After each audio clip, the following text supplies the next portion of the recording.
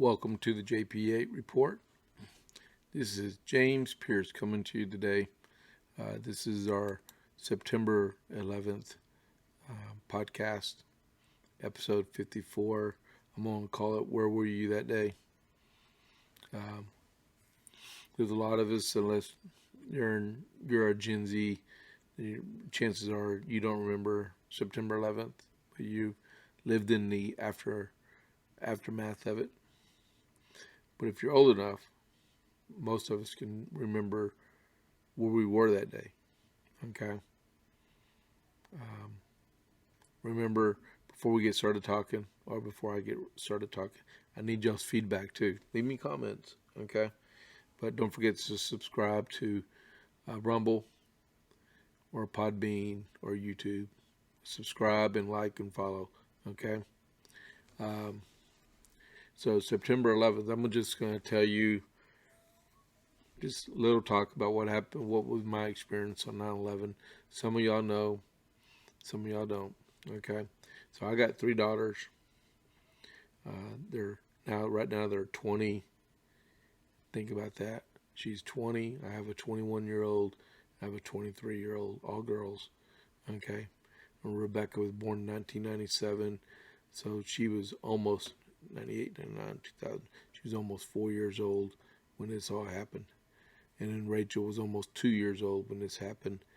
And Rose was about a month and a half old when 9/11 happened, because she was born on July 23rd, okay, 2001.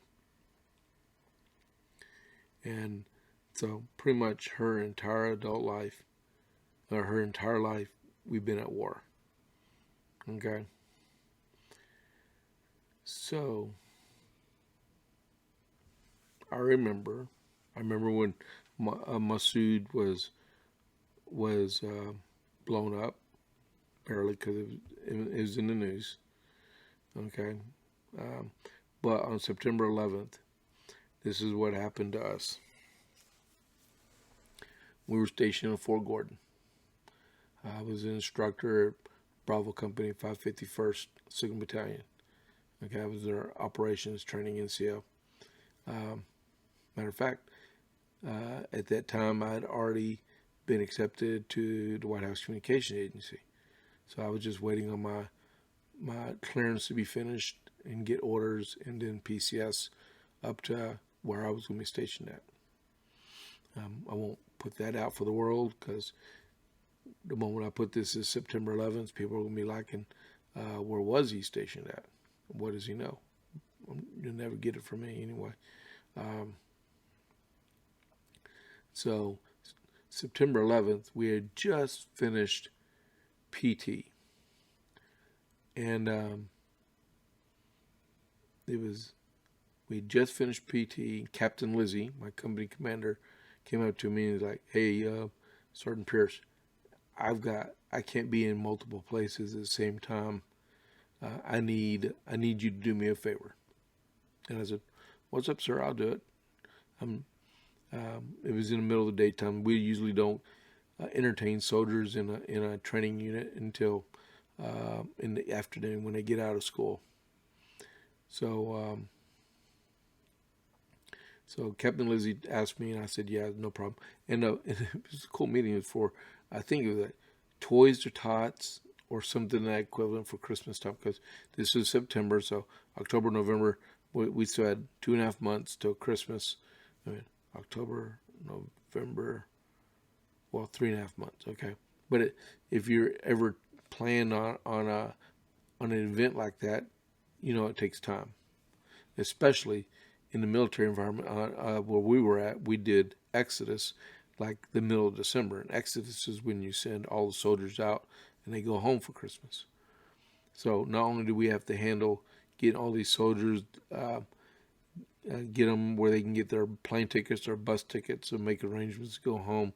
Now we're planning for a Toys to Tot thing for the kids that needed help in Hepzibah and Augusta and Harlem and Evans and Martinez and all those towns around the Fort Gordon area.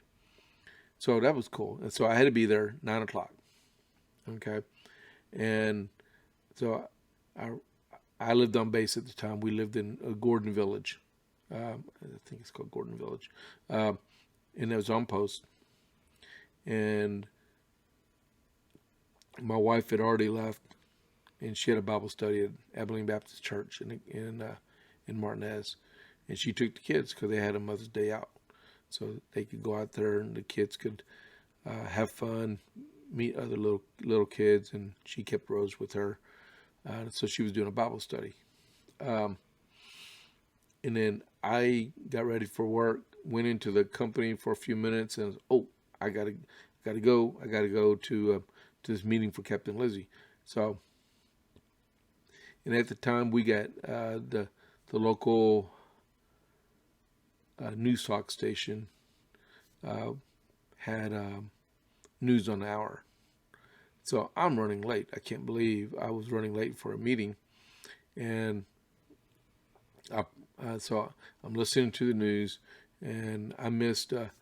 Let's see, it was like a little bit after 9 o'clock, and so everything knew what's going on in New York because at first only one plane had hit, and nobody knew. I didn't know. And I was taking care of soldiers and doing my stuff, getting ready. We didn't have cable TV in the orderly room um, back in the day there. Um, and then, so I'm listening to the radio. I'm pulling up and like, oh my goodness, I'm late. I got to get in there for this meeting. Staff sergeant. I was a staff sergeant at the time. I'm a staff sergeant and I'm late for a meeting. I'm toast. But so I'm about to turn off the radio, turn off the truck to get out to go to this meeting. It was like 9:04, and I'd missed the very beginning of it because the meeting was I was only about 3 minutes away from where my orderly room was to where the meeting was. It was at over by Alex Hall, by Signal Tires, and I was just about to turn the truck off, and the person on CBS Radio News was saying, and highlight the news that's happening right now. A second plane has hit the World Trade Centers. And I'm thinking, me being a student of history, I knew about a plane hitting the Empire State Building back in the 40s or 50s, something like that. And I was like, it happens because those are really, really tall buildings. And I'm saying, wait a minute. How does a plane hit the World Trade Center? And then, wait a minute. How does two planes hit the World Trade Center? And I'm like, okay, this is something. So I turned it off, went into my meeting, and I was just a little bit late, and they were just getting started anyway. And we go through everything, and I think it was the sergeant major was in there talking to us, or major, one of the two. And he said, hey, we need to break this off because we were like 20 minutes into the meeting. And he said, hey, I don't know if y'all heard, but there's been a terrorist act in New York. And I raised my hand and said, does that have something to do with those two airplanes? And they told me, yeah. And so we adjourned the meeting for some other time, and I went back to my orderly room. And on my computer, I went on to one of the news stations, and that's when it said the Pentagon had got hit. Because it was 9:27, I think, when the Pentagon was hit. And we're Eastern time because we're in Georgia. I'm like, okay, we got a problem here. So I called up to Abilene Baptist Church and talked to a friend of mine. Her name is Robin Tarpani, and she answered the phone because she worked for our pastor in the pastor's office. And I said, Robin, this is James. Do me a favor. Without totally terrifying my wife and causing a scene, I said, you heard what happened just a few minutes ago with the airplanes. And she said, yeah, she had heard. And I said, please calmly go in there and tell Ann I need her to get the girls and go directly back to the to our house on post, and she said she would. So she went and got Ann. Ann scooped up the girls. She hadn't heard nothing yet until she got in the van and turned on the radio. And so take it like this. I'm stuck on post. I can't get off post. We have all these soldiers. Military training has stopped. Okay? We had this drill sergeant, Daryl Weeks. He came running into the orderly room, turned on our TV, and somehow, well, wait a minute. He was a 31 Charlie, so he was good with antennas and UHF and VHF and AM.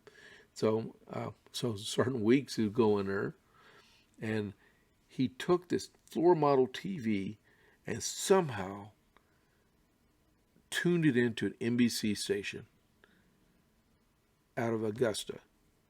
And I was like, how in the world did he, well, that was cool. They made it. So it would tune in, tune out. So we're trying to keep a stable signal on it. You know, we're all signal, okay? Cable dogs, antenna, radio guys, multi-channel guys. We're all trying to make this stuff work. And I'm over on my computer hitting refresh so we can bring up the updates and stuff. So we saw it on TV when the first World Trade Center, I think the South Tower fell.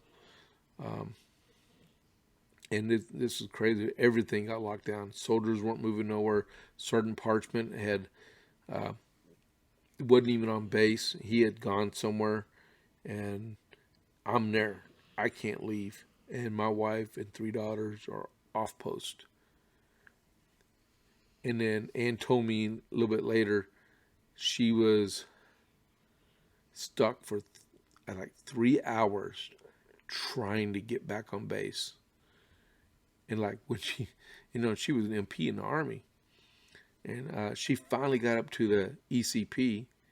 To get on base, she was on Jimmy Dice Parkway, okay, coming in the main gate of Fort Hood, Fort Gordon, and MP fully armed. Which when she let's put it like this: when she left to go to Abilene Baptist, there was nobody at the gate.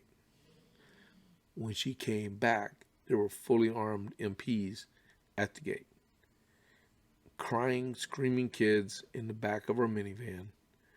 And an MP saying, "Ma'am, I need you to pop the hood open to the van because I got to look at the engine." We had just bought the van, and she did not have a clue on how to open up the hood. The MP had to go against his better judgment and open the hood because Ann didn't know how to do it. We had just bought it like 2 weeks prior. Okay. So it took her about 3.5 hours to get on there, and that was a long, long day. One I'll never forget. I mean, now you know what we went through. And I didn't get home till later on that evening anyway. And she let me know when they got in. But these guys, all of our holdovers weren't doing nothing. Our soldiers, I believe they stopped their training. So these guys were, idle hands with the devil's workshop. So we had to figure out stuff for the soldiers to do. They were pulling gate guard. Our holdovers and hold unders were pulling gate guard. I had to pull sergeant of the guard out by the Harlem gate, I think it was. We were checking everybody's ID, popping hoods, making sure everybody was legitimate that was coming in. And these soldiers had never, ever checked ID cards in an entire life, much less being on an ECP. And a lot of them were, very startled. This is the Army. Man, there are the things you don't forget about in life. And, when you saw those towers fall, at first they were saying there was like 10 to 20,000 people in each tower. And you're like, oh my goodness, if there was 10,000 people in each tower when that fell, There was 20,000 people could have possibly have died that day.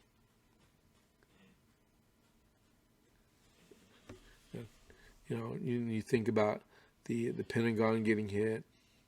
I've been to Arlington National Cemetery. I see where Lieutenant General Timothy Maude is buried at. I don't know where Sergeant Major Strickland. Sergeant Major Strickland was on leave, and he just happened to be in the Pentagon, and he was killed instantly when the plane impacted. And General Maude was killed too. They were the G1 out of the J1 or whatever, the one shop, the HR people at the Pentagon. So those are the people, and come to find out, so after 9/11 had happened and went along, it was like about 2-3 weeks later, I'm like, I'm supposed to go to DC. I haven't heard nothing back on my clearance, and I called my people where I was going to be stationed at, and they had told me my clearance was in the Pentagon that day when it got hit, but it was digitized, and so they went and they found it, and they were going through the final approval processes, and we went over exactly where I was going to be stationed at, what I was going to be doing, and then March, early April, I signed in where I was going to be at. Yeah, so you could actually say I was partly affected with what happened at the Pentagon because of my clearance. But you think about all those soldiers that died, all those military members that died, all the civilians that died in D.C., the ones that died on Flight 93. To show you something my wife and I got the other day. And this is a shirt from 9 Line. Because I do grunt style shirts and I do 9 Line. But they had a